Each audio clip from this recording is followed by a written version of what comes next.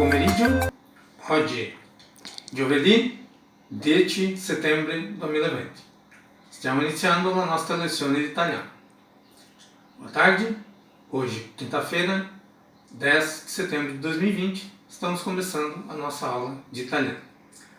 Hoje, conforme eu prometido na última semana que a gente falou sobre a Sicília, nós vamos falar sobre uma das coisas mais marcantes da região que fica no sul da Itália, que é a máfia, o crime organizado enraizado nesta região.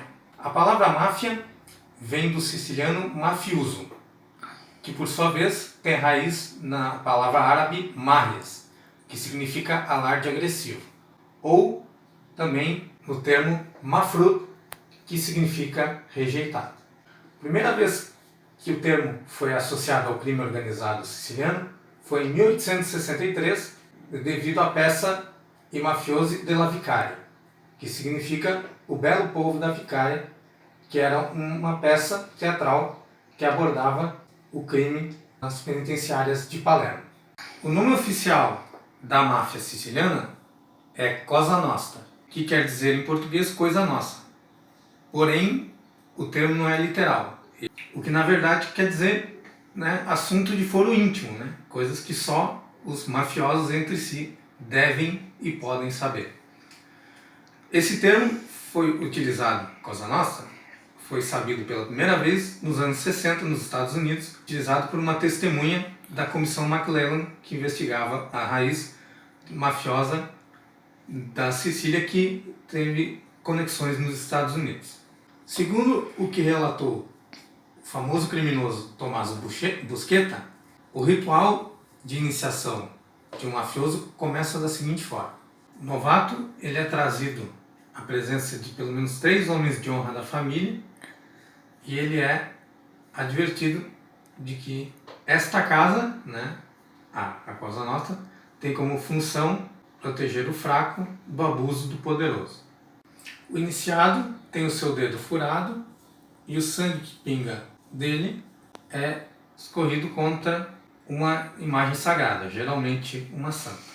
A imagem é colocada na mão do iniciado e acesa com fogo. Ele segura a imagem até ela ser consumida por completo pelo fogo, enquanto ele jura se manter leal aos princípios da Cosa Nostra. O primeiro a relatar esse ritual da Cosa Nostra foi Joseph Valachi, durante também um depoimento criminal.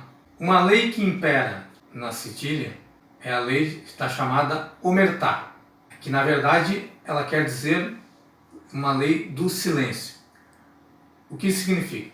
Que o povo é proibido de cooperar com a polícia ou com qualquer força de investigação sob pena capital, ou seja, serão julgados pelo Tribunal da Máfia e provavelmente mortos. Vamos então à hierarquia da máfia da Cosa Nostra.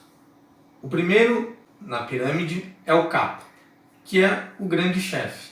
Ele é coloquialmente chamado de Don. É uma forma respeitosa de se referir ao capo. Então, como nós temos o exemplo do filme Don Corleone. Don Corleone é o capo da máfia, seria, Pelo capo passam todas as decisões que a organização toma e para ele devem chegar sempre um grande percentual de todas as operações que são realizadas e os ganhos financeiros. O segundo é o sottocapo.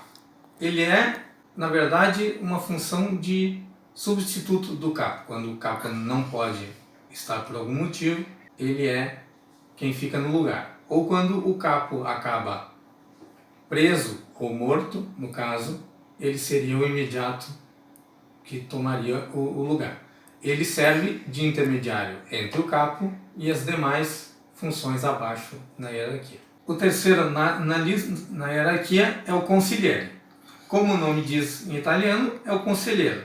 Ele atua junto ao capo diretamente e é o único que tem a capacidade e o respeito suficiente para ponderar as ações e discordar ou dar conselhos diferentes do que o capo pensa. Ele é extremamente respeitado e por isso o capo aceita muitas vezes as divergências que este posto pondera.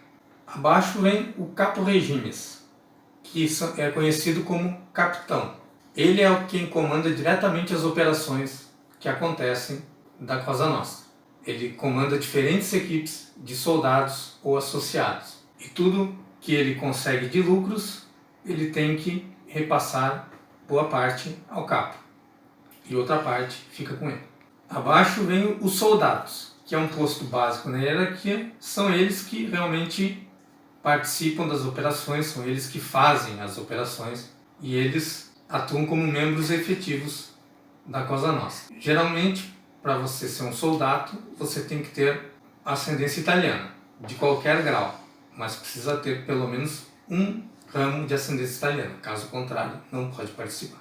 E por último, os associados. Eles não são membros efetivos da organização, são apenas colaboradores e eles atuam como membros externos. Nesse caso, eles não precisam ter diretamente ligação sanguínea com a Itália.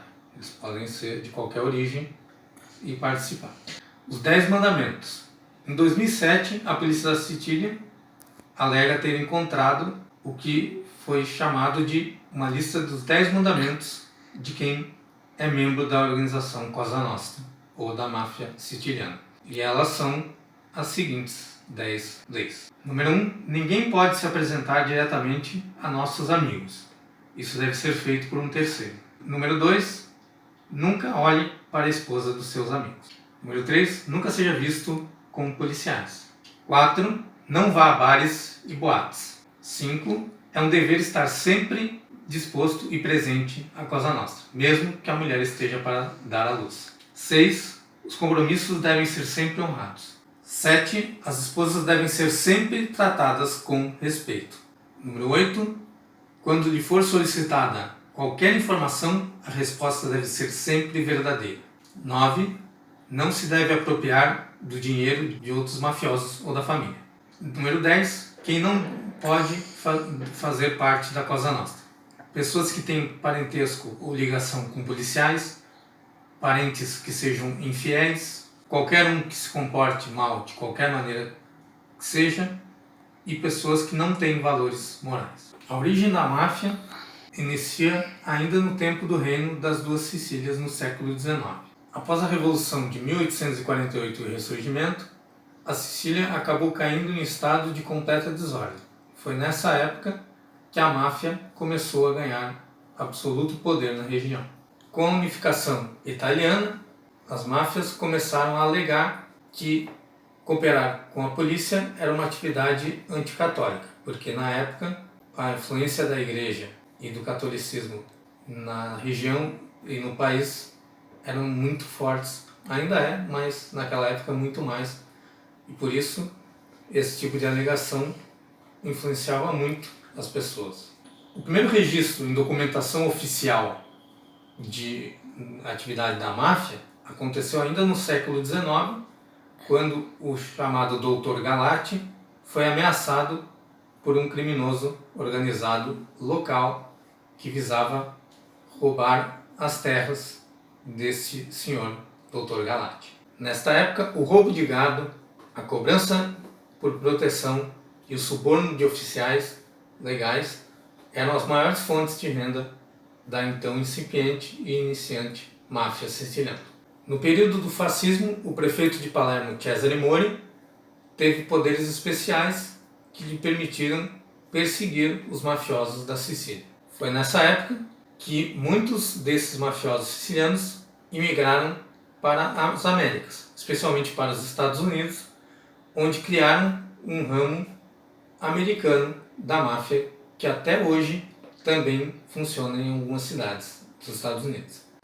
O líder da máfia nos Estados Unidos nessa época era Joseph Bonan, conhecido como Joey Bananas. A conexão com a máfia americana, que era de vários membros imigrados da Itália, permitiu no período final da Segunda Guerra que o exército americano obtivesse várias informações estratégicas da região que na época foi tomada pelos aliados na tentativa de derrubar o eixo Itália, Alemanha e Japão.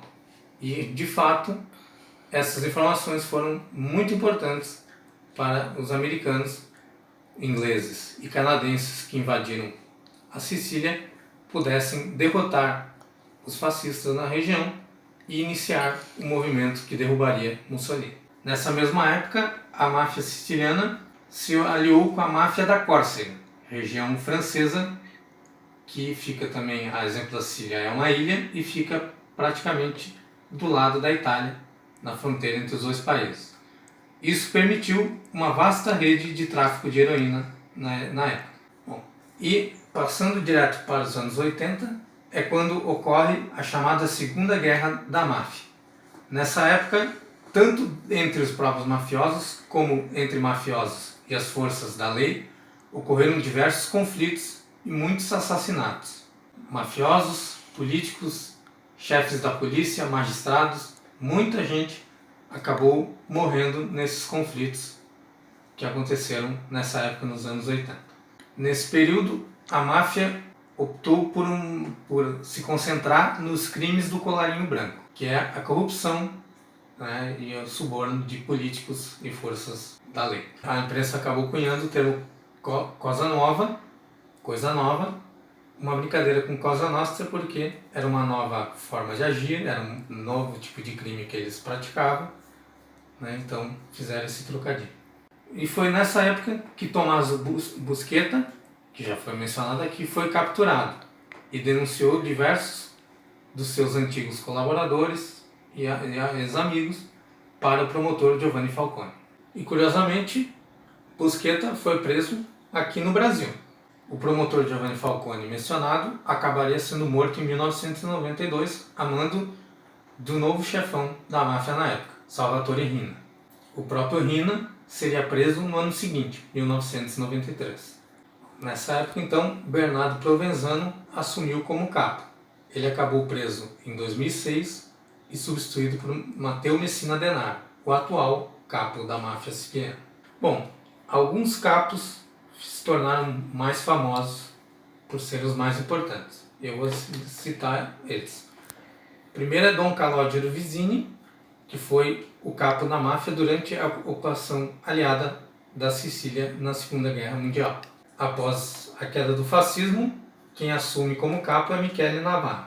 Seu substituto foi Luciano Lídio, que esteve ativo até 1974, quando acabou preso. Salvatore Riina assumiu e comandou a máfia durante o período da Guerra da Máfia nos anos 80. Foi um período extremamente duro, porque ele ordenou diversos assassinatos até ser preso em 1993. E por fim, Matteo Messina Denaro, o atual chefe da máfia, o atual capo, ele é considerado um dos 5 homens mais perigosos do mundo, procurado em diversos países pela Interpol. Ninguém sabe onde ele está, né, atualmente, mas sabe que ele continua liderando a máfia de onde ele estiver. A polícia tem como grande objetivo capturá-lo, assim como fez com os demais, na tentativa de terminar essa luta com a máfia, que não parece também que vai terminar tão cedo. Bom, então, esta foi a nossa leção de hoje, né, a nossa aula de hoje, sobre a máfia siciliana, um pouco da história, do começo, de como age, as suas leis, os seus chefes. Espero que tenham gostado e desejo uma boa semana, com muita saúde, com muito cuidado para todo mundo nessa pandemia e até mais. Arrivederci.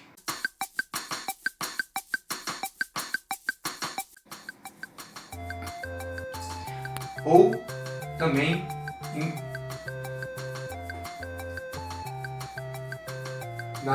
nas penitenciárias de Palermo,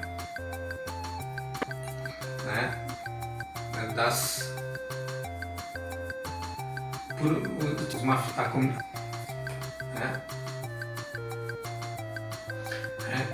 E é divertido de que proteger